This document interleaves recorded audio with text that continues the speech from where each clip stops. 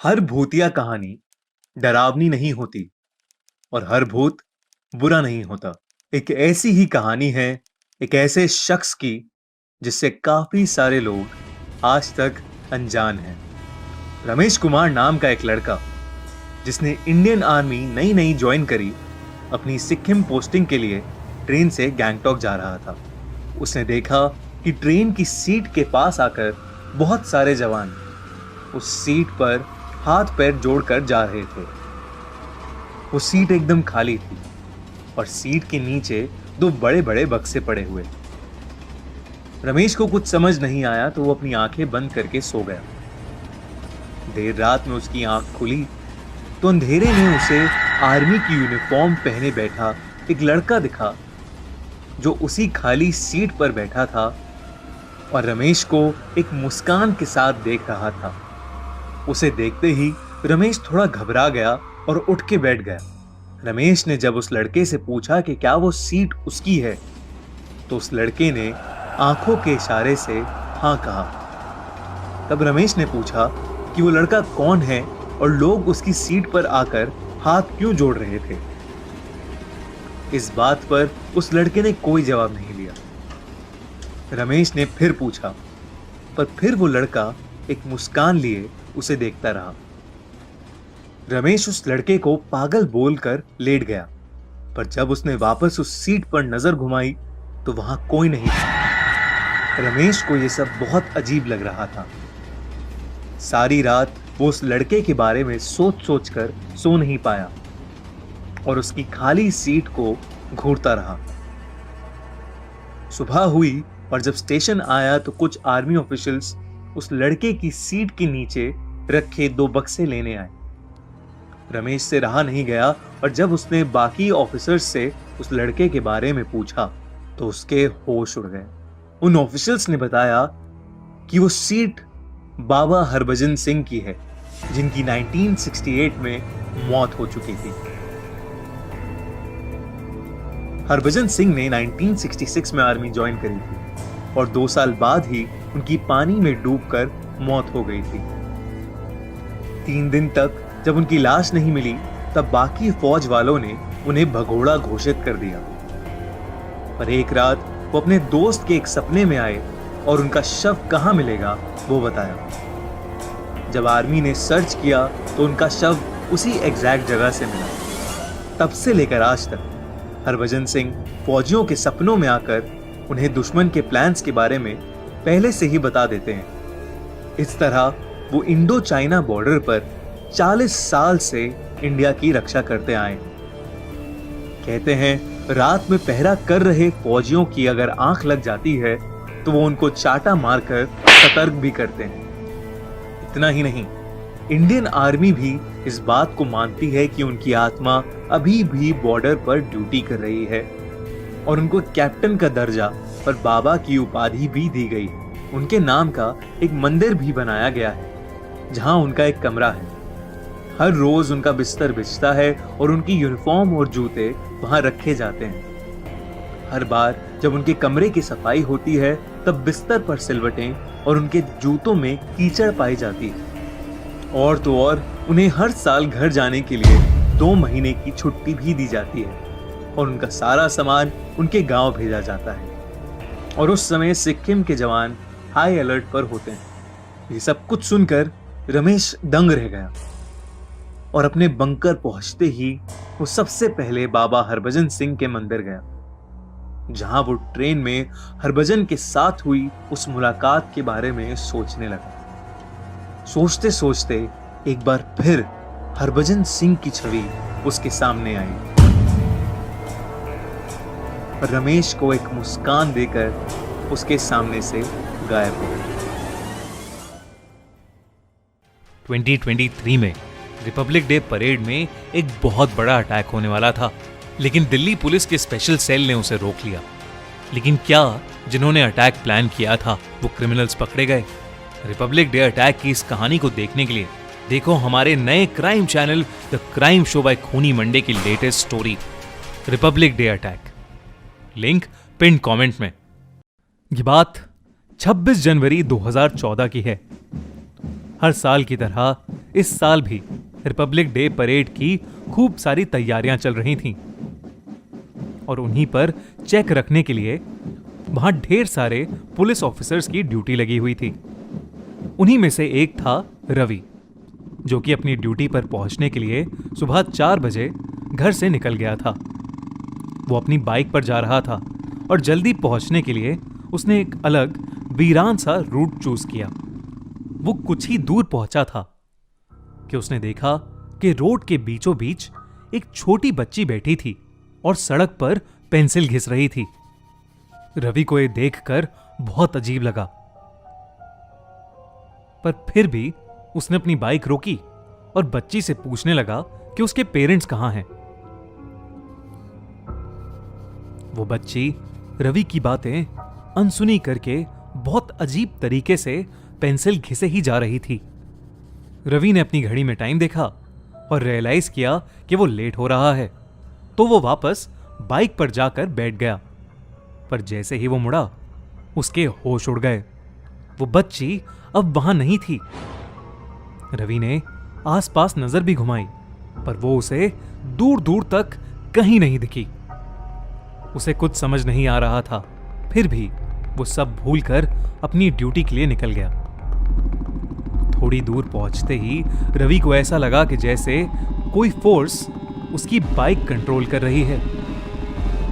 उसे अचानक से एक जोर का झटका लगा और वो बाइक से नीचे गिर गया। उसकी बाइक दूर जाकर एक पेड़ से टकरा गई। रवि जैसे तैसे हिम्मत करके उठा। उसे अचानक लगा कि जैसे उसके पीछे कोई खड़ा है। वो पीछे मुड़ा तो उसने देखा कि वही बच्ची रवि के पीछे बैठी थी और सड़क पर पेंसिल घिस रही थी। उसका आधा मुंह रुंधा हुआ था, जिसमें से हल्का हल्का खून बह रहा था और वो बहुत डरावने तरीके से सड़क की तरफ देखे जा रही थी। उस लड़की को देखकर रवि के रोंगटे खड़े हो गए। तभी वो बच्ची उठी और रोड की दूसरी तरफ भागी और अचानक ही एक ट्रक उसके आर पार हो गया। ये देखकर रवि की बुरी तरह चीख निकल गई। पर हैरानी की बात तो ये थी कि जब ट्रक वहां से गुजर गया तो वहां उस बच्ची का नामो निशान नहीं था। रवि बुरी तरह घबराया हुआ उठा और अपनी बाइक उठाकर सड़क से जल्दी से निकल गया। वो परेड ग्राउंड पर पहुंचा पर उसके होश उड़े हुए थे। उसके दोस्त ने जब उससे पूछा तो रवि ने उसे पूरा किस्सा बताया। उस दोस्त ने रवि को बताया कि बहुत वक्त पहले उस रोड पर एक 7 साल की बच्ची ट्रक के नीचे आकर मर गई थी और तब से कई लोगों ने एक बच्ची को उस सड़क पर देखा है। ये सब सुनकर रवि बिल्कुल नंब पड़ गया। पर सोचने वाली बात यह है कि वो बच्ची आखिर खुद उस रोड पर पहुंची कैसे और वो सड़क पर बैठी पेंसिल क्यों घिसती रही। आपको क्या लगता है? कमेंट्स में हमें जरूर बताइए। एक बार आकाश और आकांक्षा नाम का एक कपल छुट्टियां मनाने के लिए अपने नए फार्म हाउस पर गए थे।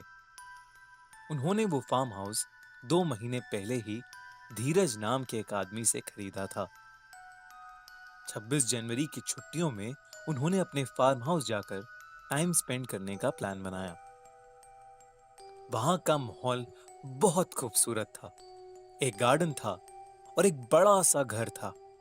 घर के पीछे भी एक गार्डन था, लेकिन वहां की मिट्टी कुछ अलग थी। ऐसा लग रहा था कि जैसे वहां कुछ समय पहले ही जगह जगह पर खुदाई की गई हो। आकांक्षा ने गाड़ी का सारा सामान निकाला और वो उसे घर के अंदर ले जाने लगी, लेकिन हॉल में ही उसकी हील लकड़ी के फ्लोर में धंस गई। उसने जब नीचे देखा, वहां पर एक मैट बिछा हुआ था। आकाश ने मैट हटाकर देखा तो उसे बेसमेंट में जाने का एक रास्ता दिखाई दिया। आकाश को यह देखकर हैरानी हुई, क्योंकि धीरज ने बेसमेंट के बारे में उन्हें कुछ नहीं बताया था। लेकिन अब जब उन्हें वो बेसमेंट का दरवाजा मिल ही गया था, तो उन्होंने सोचा कि पहले उसे ही देख आते हैं। वो दोनों लोग बेसमेंट में आ गए। वहां उन्हें अलमारी पर किताबों का एक शेल्फ दिखाई दिया। आकांक्षा बुक्स की बहुत शौकीन थी और ये देखते ही वो बहुत खुश हो गई। तभी उसमें से एक किताब शेल्फ से जमीन पर नीचे गिर पड़ी। आकांक्षा ने वो किताब नीचे से उठाई। उसका नाम था द गोस्टली कॉन्स्टिट्यूशन। आकांक्षा को लगा ये कोई फिक्शनल यानी काल्पनिक नॉवेल होगी। वो तुरंत उसे पढ़ने लगी और शायद यही उसकी जिंदगी की सबसे बड़ी भूल थी। जैसे ही उसने वो बुक खोली, उसे उसकी पहली लाइन दिखी। इस किताब को पढ़ने वाला अब इस किताब में लिखे गए नियमों का गुलाम हो जाएगा। ये नियम इस दुनिया और दूसरी दुनिया के सारे लोगों पर बराबर लागू होते हैं। आकाश ने जब उसे बुक पढ़ते हुए देखा तो उसे लगा कि जरूर ये कोई कहानी की किताब ही होगी और वो आकांक्षा को वहीं छोड़कर घर के बाकी काम निपटाने के लिए चला गया। शाम हो गई और आकांक्षा अब भी बेसमेंट में ही थी। आकाश आकांक्षा को बुलाने नीचे बेसमेंट में चला गया, पर जैसे ही वो बेसमेंट में गया, जो उसने देखा उससे उसकी आंखें खुली की खुली रह गईं। आकांक्षा जिस किताब को पढ़ रही थी उसमें से एक अजीब सी रोशनी बाहर निकल रही थी और उसके साथ ही कुछ काले साए भी उस किताब से निकल रहे थे। आकांक्षा की आंखें लाल हो गई थीं और वो उस किताब को पढ़कर जोर जोर से हंसे जा रही थी। आकाश ये देखकर हैरान हो गया और उसने तुरंत उस किताब को आकांक्षा के हाथ से छीनकर फेंक दिया। जैसे ही उसने वो किताब छीनी, वो सारी काली परछाइयां जो उस किताब से निकल रही थीं, वो आकांक्षा के अंदर चली गईं। आकांक्षा का रंग एकदम काला पड़ गया और उसने आकाश का गला पकड़ लिया। उसने एक भयानक आवाज में आकाश से कहा, तुझे मुझे नहीं रोकना चाहिए था। अब मुझे इस किताब के रूल्स के अनुसार इसमें कैद होकर रहना पड़ेगा। तुझे इसकी सजा जरूर मिलेगी। उसने आकाश के गले को घुमा दिया, जिससे उसकी उसी वक्त मौत हो गई। इसके बाद वो जमीन पर रेंगते हुए उस किताब तक गई और उसे खोलने लगी। लेकिन जैसे ही उसने वो किताब खोली, उस किताब से उसका हाथ चिपक गया। ऐसा लग रहा था कि जैसे वो किताब उसके हाथ को खा रही थी। धीरे धीरे उसका पूरा शरीर उस किताब में चला गया और फिर वो किताब अपने आप बंद हो गई। अगले दिन धीरज उस बेसमेंट में आया। उसने किताब को फिर से शेल्फ में रख दिया और उसने आकाश की लाश को घर के पीछे वाले गार्डन में एक गड्ढा खोदकर दफना दिया। धीरज ने उस फार्म हाउस के आगे एक बार फिर फॉर सेल का बोर्ड लगाया और वहां से चला गया। 10th क्लास में पढ़ रही समायरा आज बहुत एक्साइटेड होने के साथ साथ थोड़ी नर्वस भी थी। वो पहली बार अपने स्कूल की रिपब्लिक डे असेंबली में पूरे स्कूल के सामने एक स्पीच देने वाली थी। स्टेज पर चढ़ने से पहले उसने लंबी सांसें ली और करीबन 1500 बच्चों और कई टीचर्स के सामने उसने अपनी स्पीच शुरू कर दी। लेकिन तभी एक अजीब सा इंसिडेंट हुआ। स्पीच देते देते समायरा की नजर अपने सामने एक अजीब सी दिखने वाली औरत पर गई। वो औरत पर्पल कलर का गाउन पहने सामने खड़े बच्चों के क्राउड में इधर से उधर घूम रही थी। उसके बाल पूरी तरह बिखरे हुए थे और वो बच्चों के बीच चलती हुई सिर्फ समायरा को ही घूर घूर कर देखे जा रही थी। समायरा को यह बात बहुत अजीब लगी, पर एक स्टूडेंट होते हुए उसे अपनी स्पीच हर हालत में परफेक्टली बोलनी थी, तो उसने उस औरत को इग्नोर करना ही बेहतर समझा। समायरा की स्पीच लगभग 5 मिनट तक चली और वो औरत उसे बस घूरती रही। जब समायरा स्पीच खत्म करके स्टेज से नीचे गई तो वो औरत उसे कहीं दिखी ही नहीं। उसको ये बात बहुत अजीब लग रही थी। समायरा ने किसी से उस बारे में बात तो नहीं की, पर स्कूल से घर आते हुए समायरा के दिमाग में उसी औरत का वो भयानक चेहरा घूम रहा था। कुछ देर चलने के बाद समायरा को लगने लगा जैसे कोई उसका पीछा कर रहा है। उसने कई बार मुड़कर पीछे देखा, पर उसे वहां कोई नहीं दिखा। समायरा को लगा कि शायद ये सब उसका वहम है, तो वो चिंता छोड़कर रोड क्रॉस करने लगी। पर जैसे ही समायरा रोड के बीच में पहुंची, किसी ने उसके बैग को पीछे से पकड़ लिया। समायरा बहुत डर गई। उसने पीछे मुड़कर देखा तो उसकी रूह कांप उठी। उसके पीछे वही पर्पल गाउन वाली औरत उसके बैग को पकड़कर खड़ी थी और उसे घूरते हुए मुस्कुरा रही थी।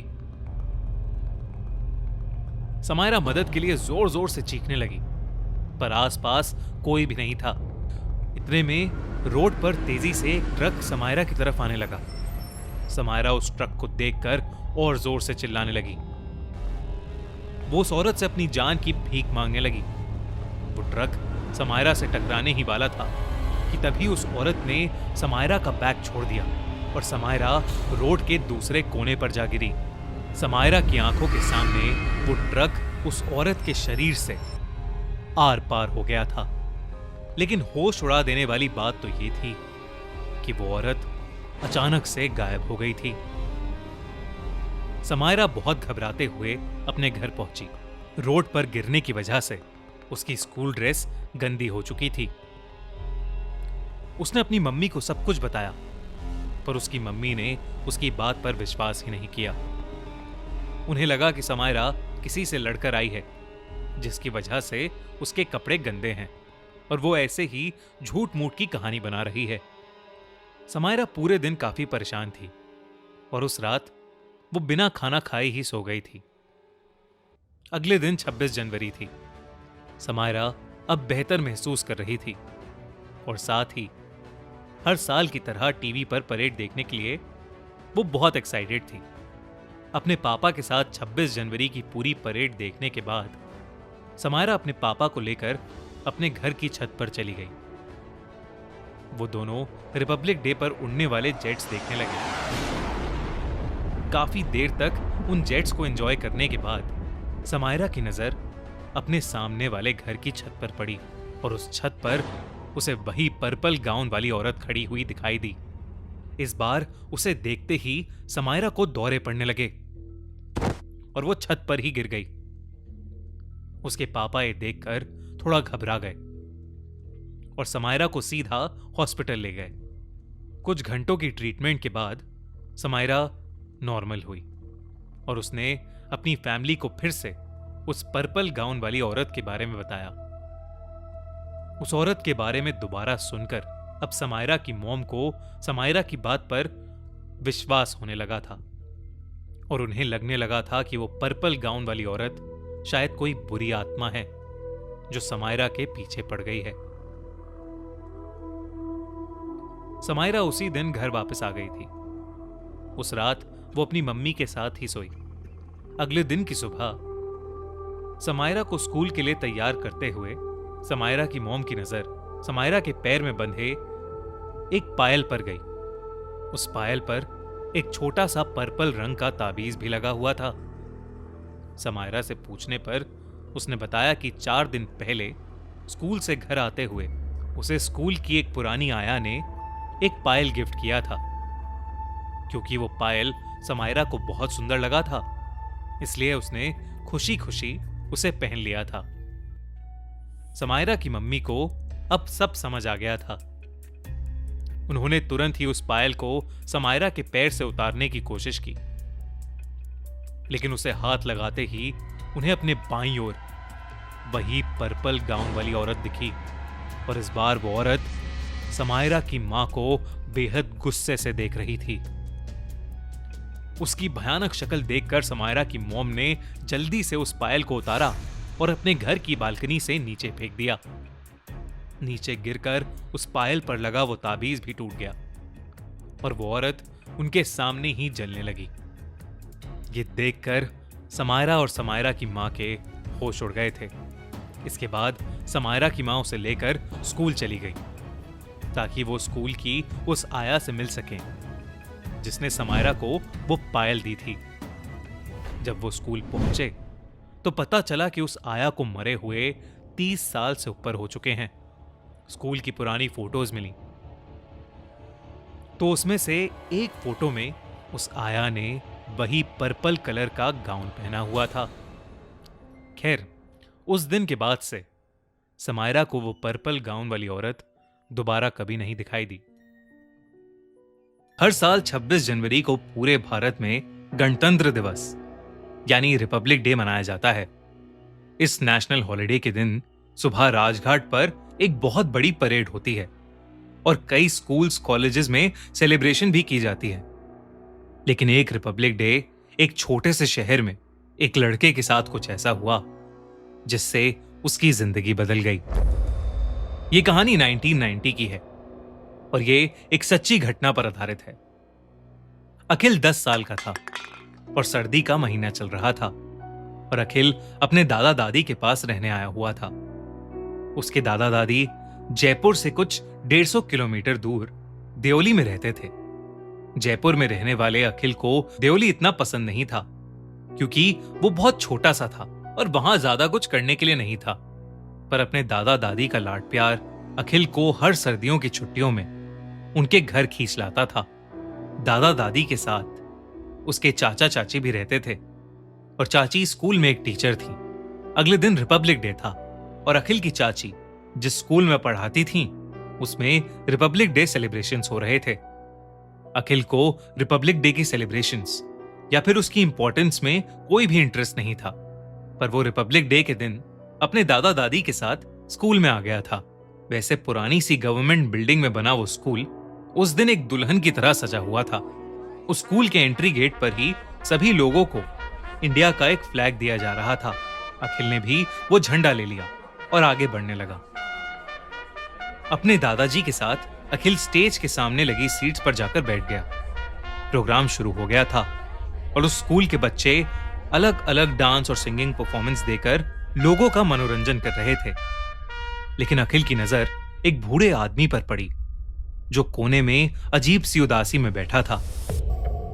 अखिल ने उन्हें ध्यान से देखने की कोशिश की तो सूरज की रोशनी से उनकी छाती पर कुछ चमक रहा था। वो ऐसे चमक रहा था कि उसकी वजह से अखिल उनकी शक्ल ठीक से नहीं देख पा रहा था। अखिल के दिमाग में पता नहीं ऐसा क्या आया। वो उठकर उस बूढ़े आदमी के पास चला गया और उन्हीं के साथ बैठ गया। पास बैठकर उसने देखा कि वो चमक उनके सीने पर लगे मेडल से आ रही थी। अखिल ने उन्हें ऊपर से नीचे पूरी तरह देखा तो वो काफी फॉर्मली ड्रेस थे और सीधा उस स्टेज की तरफ देखे जा रहे थे। अखिल उन्हें देख ही रहा था कि वो अचानक उसकी तरफ मुड़े और उसे घूर कर देखने लगे। अखिल को उनसे एक अलग सा डर लगा, लेकिन तभी उस बूढ़े आदमी ने अखिल से कहा, हैप्पी रिपब्लिक डे बेटा। अखिल ने भी उन्हें विश किया। तभी उस आदमी ने उससे पूछा कि क्या अखिल भी इस फंक्शन में पार्टिसिपेट कर रहा है। अखिल ने उन्हें मना करते हुए कहा कि वो स्कूल से नहीं है और वो भी उन्हीं की तरह सिर्फ एक दर्शक है। तभी उस बूढ़े आदमी ने अखिल को जवाब दिया कि वो जब अखिल की उम्र के थे तो हमेशा रिपब्लिक डे सेलिब्रेशंस में भाग लेते थे। उन्होंने अखिल को बताया कि वो एक मिलिट्री ऑफिसर थे और वो अभी हाल ही में रिटायर हुए थे। अखिल को अब उन चमकते मेडल्स के पीछे का रहस्य समझ आ गया। उस बूढ़े आदमी ने अखिल से कहा कि वो पिछले साल रिपब्लिक डे के फंक्शन के लिए उस स्कूल में चीफ गेस्ट भी थे, लेकिन इस साल उन्हें स्कूल वालों ने बुलाया ही नहीं और इसलिए वो खुद ही आ गए। अखिल को ये सारी बातें बहुत इंटरेस्टिंग लगने लगी, लेकिन तभी वो बूढ़े आदमी एकदम से शांत हो गए। फिर कुछ सेकंड्स बाद उन्होंने अखिल से पूछा कि आखिर वो कहां से है। अखिल ने बड़े ही उत्साह के साथ कहा कि वो राजस्थान से है, लेकिन उस बूढ़े आदमी ने अखिल से कुछ अजीब सा पूछा। उसने अखिल से पूछा, राजस्थान से या इंडिया से? अखिल कुछ समझा नहीं। अखिल को उनका यह सवाल समझ नहीं आया। तभी उस बूढ़े आदमी ने तेज आवाज में कहा, आई एम कैप्टन जय सिंह फ्रॉम इंडिया। उनकी आवाज से अखिल के रोंगटे खड़े हो गए। उन्होंने कहा कि हम सभी पूरे देश में धर्म, जात, राज्य और न जाने कितनी चीजों पर भेदभाव करते हैं, जबकि हम सभी की सिर्फ एक ही पहचान होनी चाहिए, इंडियन, यानी भारतीय। अखिल, जो पहले इन सब बातों के बारे में कभी नहीं सोचता था, अब उसके मन में इंडिया और इंडियन आर्मी के लिए एक नई रिस्पेक्ट जाग रही थी। अखिल और जय सिंह काफी समय तक बातें करते रहे। कुछ ही देर में फंक्शन की आखिरी परफॉर्मेंस भी खत्म हो गई। अखिल चाहता था कि उसके दादा भी कैप्टन जय सिंह से मिल पाएं, इसलिए वो अपने दादा को बुलाने के लिए अपनी सीट पर वापस गया। वो अपने दादाजी को लेकर जब तक कैप्टन के पास आया, तब तक कैप्टन वहां से जा चुके थे। अब उस सीट पर कोई नहीं बैठा था। अखिल ने जगह जगह उन्हें ढूंढने की कोशिश की, पर वो उसे कहीं नहीं मिले।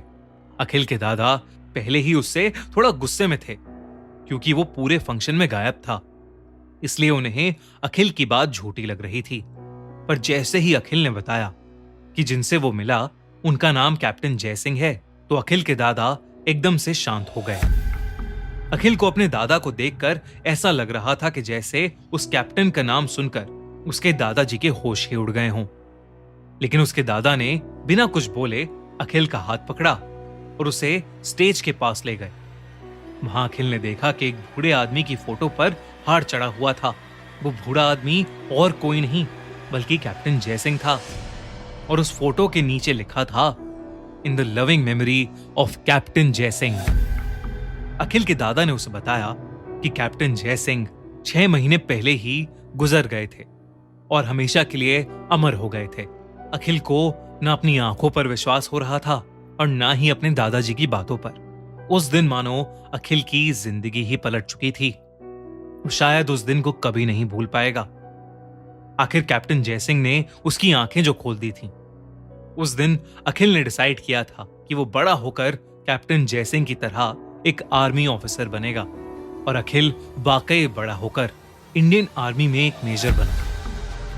उस दिन अखिल ने जिसे देखा वो शायद कैप्टन जय सिंह की आत्मा ही थी। इस कहानी से हमें यह समझ आता है कि हर भूतिया कहानी डरावनी नहीं होती और हर भूत आपको मारना नहीं चाहता। कुछ कहानियां ऐसी भी होती हैं जो हमेशा के लिए आपकी जिंदगी अच्छे के लिए बदल देती हैं। अगर आपको ये वीडियो अच्छी लगी तो हमारा चैनल खूनी मंडे सब्सक्राइब करना बिल्कुल मत भूलना।